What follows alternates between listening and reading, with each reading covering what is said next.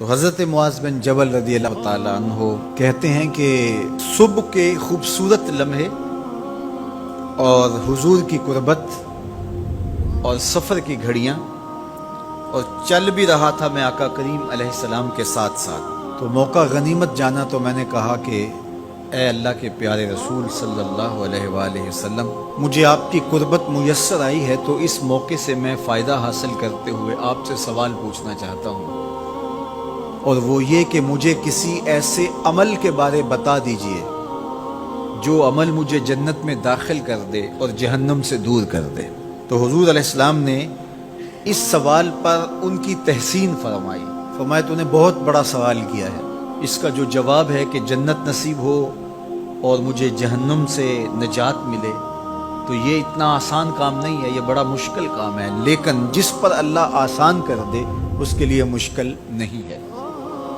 یعنی جنت آسانی سے نہیں ملتی، جہنم سے بچنا بھی اتنا آسان نہیں ہے، بہت سارے گناہوں سے بچنا پڑتا ہے، لیکن اللہ جس کے لیے آسان کر دے اس کو نیکی کی توفیق دے دیتا ہے اور برائی سے اس کو بچا لیتا ہے۔ اگر تو چاہے کہ جنت میں جائے اور جہنم سے نجات ملے تو تمہیں اللہ پر ایمان بھی لانا پڑے گا، اور ایسا ایمان جس میں شرک کی آمیزش تک نہ ہو، اسی کی عبادت تیری زندگی کا مقصود ہو، اور نماز بھی ادا کرنا ہوگی، زکوٰۃ بھی دینا ہوگی، روزے بھی رکھنے پڑیں گے، اور تجھے حج بھی کرنا پڑے گا۔ جنت میں داخلے کے لیے یہ شرائط ہیں کہ تم یہ کام کرو گے۔ پھر ارشاد فرمایا میں تمہیں بھلائی کے دروازے ہی نہ بتا دوں۔ ارشاد فرمایا الصوم جنہ، روزہ ڈھال ہے۔ ڈھال آپ سمجھتے ہیں، اگر آپ لوگوں نے ڈھال نہیں دیکھی ہوئی تو آج کے زمانے کے اندر تو سب لوگوں نے جو ہے وہ ڈھال دیکھ لی ہے، چونکہ اس وقت ترکی نے اس طرح سے اپنے کلچر کو اور اپنی تہذیب کو جدید ذرائع ابلاغ کے ذریعے لوگوں تک پہنچایا ہے کہ اب 800-700 سالہ پرانی چیزیں بھی ہمارے سامنے آ گئی ہیں، ورنہ ہم یہ باتیں کیا کرتے تھے تو لوگ ان باتوں کو سمجھا نہیں کرتے تھے، چونکہ اس کا کوئی نمونہ اور شکل موجود نہیں تھی۔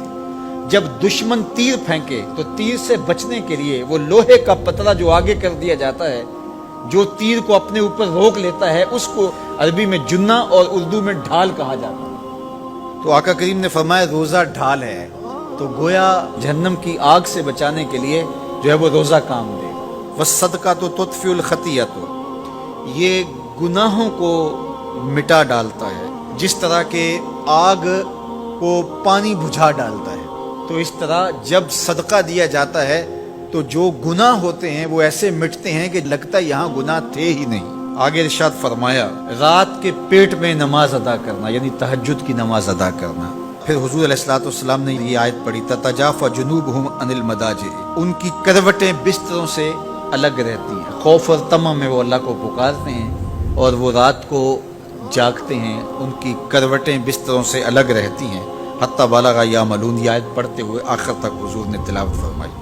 تو فرمایا جس طرح صدقہ آگ کو بجھا دیتا ہے، اس طرح پچھلے پہر کی نماز، تہجد کے سجدے بھی اللہ جل شانہ کے غصے کو ختم کر دیتے ہیں اور جہنم کی آگ کو مٹا ڈالتے ہیں۔ پھر حضور نے ارشاد فرمایا کہ میں تمام امور کی جڑ نہ بتا دوں کیا ہے، جتنے بھی معاملے ہیں اس کی جڑ ہی نہ بتا دوں۔ میں نے جھولی پھیلا کے کہا حضور کیوں نہیں، خیرات ڈالی ہے۔ تو حضور نے ارشاد فرمایا راس الامر الاسلام، سارے امور کی جڑ اور بنیاد، سر اسلام ہے۔ اگر اسلام ہے تو عمل قابل قبول ہے، اور اگر اسلام ہی نہیں ہے تو پھر جتنے مرضی نیک عمل کرتے رہیں، جتنا مرضی پانی ڈالیں، جتنی مرضی کھاد ڈالیں، تو اگر جڑ ہی نیچے سے کٹی ہوئی ہے تو درخت ہو پائے گا؟ کبھی بھی نہیں ہو پائے گا۔ تو کہا جڑ اسلام ہے، اس لیے عقیدے کی صحت عمل کی قبولیت کی ضمانت ہے۔ تو تمام امور کی جڑ اور بنیاد اور سرا اسلام ہے، اور اس کا ستون نماز ہے۔ اور صحابہ نماز کے جس طرح پابند رخوگر تھے، تو وہ تاریخ کی روایات آپ دیکھ سکتے ہیں، آپ کو ایک صحابی بھی بے نماز نہیں ملے گا۔ وَذِرْوَةُ صَنَامِهِ الْجِهَاد، اور کوہان کی بلندی، چوٹی اسلام کی، وہ جہاد ہے۔ جہاد سے اسلام کو سربلند کیا جا سکتا ہے۔ اسلام کا چھٹا رکن ہے جہاد، اور ہمیں جہاد کی ترغیب بھی دی گئی اور قیامت تک یہ جہاد جاری بھی رہے گا اور کبھی بھی ختم ہونے کا نہیں ہے۔ ہاں اس کے اصول و ضوابط ہمیں دیے گئے، جہاد کے نام سے فساد فی الارض نہ کیا جائے، لیکن جہاد کا انکار اسلام کا انکار ہے۔ یہ اسلام کی چوٹی ہے، ذروۃ و سنام کہا گیا، یہ کوہان کی بلندی ہے۔ تو حضور علیہ السلام نے آخر میں فرمایا کہ میں تمہیں سارے معاملات کی جڑ ہی نہ بتا دوں، خلاصہ ہی نہ بیان کر دوں؟ قلت بلا یا نبی اللہ، میں نے کہا اے اللہ کے نبی کیوں نہیں؟ فاخذ بلسانہ، حضور نے اپنی مبارک زبان کو پکڑا، فقال، اور فرمایا، کف علیک ھذا، کہا اس کو روک لے، اس کو کنٹرول کر۔ تو کہتے ہیں میں نے کہا اے اللہ کے پیارے محبوب صلی اللہ علیہ وسلم، جو ہم باتیں کرتے ہیں اس سے بھی مواخذہ ہوگا؟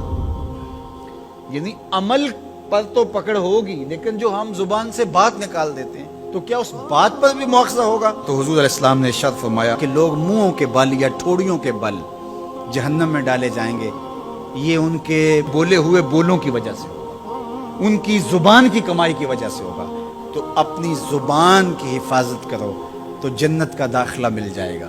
تو گویا زبان کی حفاظت سے لے کر کے اللہ کے حضور سجدے تک اور اللہ کی عبادت تک، یہ ہے وہ نصاب جو جنت میں جانے کا ہے۔ اللہ ہم سب کو 5 گانا باجماعت نماز کی توفیق دے، اللہ ہمیں توفیق حج کی نصیب کرے، اللہ ہمیں رمضان المبارک کے روزے رکھنے کی توفیقات سے مالا مال کرے، اللہ اپنی راہ میں جد و جہد اور جہاد کی توفیق سے مالا مال کرے، اور اللہ ہمیں ہماری زبان کی حفاظت کی توفیق دے تاکہ ہم خیر کی راہوں کے مسافر رہیں۔